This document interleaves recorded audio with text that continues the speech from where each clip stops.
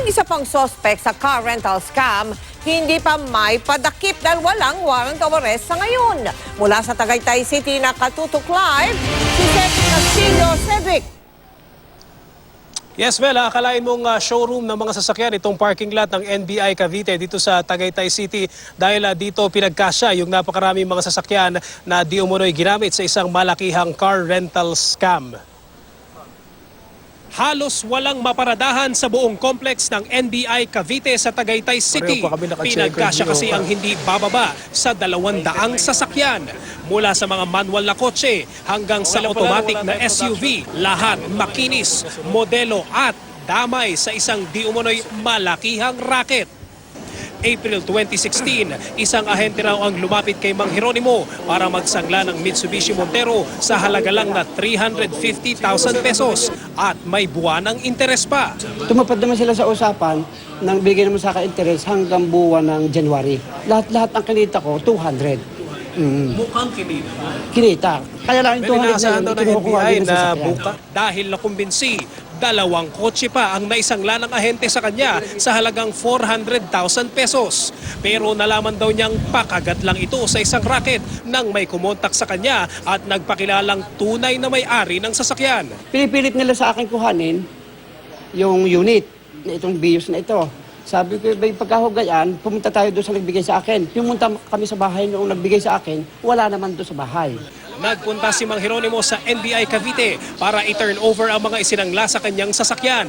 Dito, pila-pila rin ang mga tulad niya. Aminadong hindi binusisi sa simula kung saan galing ang mga sasakyan. Mabilis pong paniwalaan, ma'am.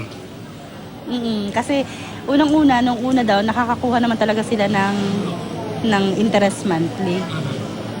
Yun, kaya naniwala kami na totoo naman. Nasa NBI Cavite rin ang mga nagpakilalang tunay na may-ari ng mga sasakyan. Ang alok naman sa kanila, ipaparenta ang mga kotse. Magkano po ang monthly niyo? Ay 15. 15. Oo. Okay. Tapos yung dun sa rent-a-car, Oo. magkano daw po? Ang ibinibigay. 22. 22. Oo. So, tubo pa. Oo. Tubo pa sana yun. Oo, may kita pa ako. Ngayon, dumating na nga dyan sa hindi na makapagrenta, babawiin ko na. Ngayon, hindi ko alam kung nasaan yun. ABJ 3377. BIOS. Pero marami ang bigong makaalis, dala ang kanilang sasakyan. Susunod na lang po kami sa proseso. Pero pag hindi talaga, i-endorse lang po namin sa bangko. Kailangan namin mag-submit ng mga affidavit o nung nakanotaryo dahil titignan nila kung kasabot kami o hindi. As far as the NBI is concerned, as of now, lahat ng mga vehicles na nasa possession namin, evidence. Sabi raw ng mga complainant sa NBI, isang Rafaela Anunciacion ang di umano'y nasa likod ng malaking scam na sasampahan pa lang ng reklamo. Papasok ito sa fraud, sa estafa. Ngayon, titingnan natin yung bigger picture kung papasok ito doon sa special law natin para maging syndicated siya.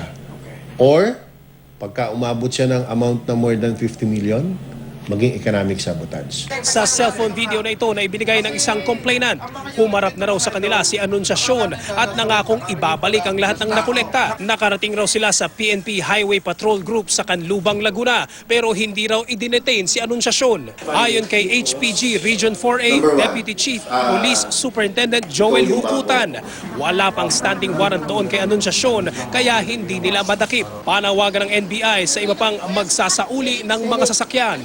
File the necessary complaint dito sa amin, siguro in the long run, dahil sa hindi na namin halos ma-accommodate dito sa premises namin, baka mag-execute siguro siya ng undertaking that the vehicle is still in his possession.